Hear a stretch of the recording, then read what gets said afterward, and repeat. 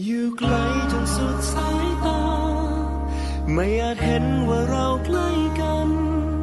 และทุกครั้งหัวใจฉันยังคงไหวหวั่นกับความทรงจ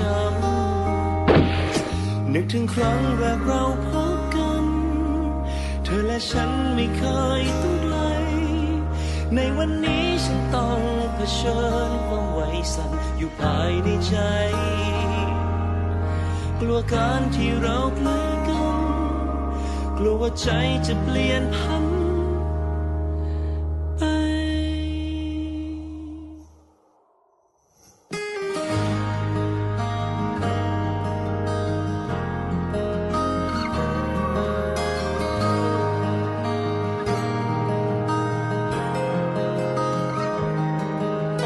ฝนพรำเปรียบเหมือนครั้งฉันพบเธอแววตาของเธอยังคงเป็นตรึงในใจไม่ลืมรักเรายังไม่ก้าวลงใช่ไหมหรือการเวลาหมุนไปเปลี่ยนใจเธอเป็นอีกดวงเธอยังคิดถึงฉันไหมเมื่อสองเรานั้นยังต้องห่างไกลเมื่อเวลาพาเราให้ไกลกันรู้บ้างไหมคนไกลยังคงหวั่นไหวเมื่อเขามองดูภาพเธอทีไรน้ำตามันยังไหลออกมา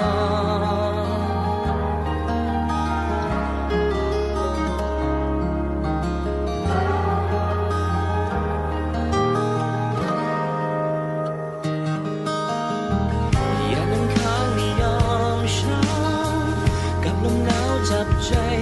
สายลมช่วยอ่อนพัดพาความรักฉันไปส่งถึงใจเธอที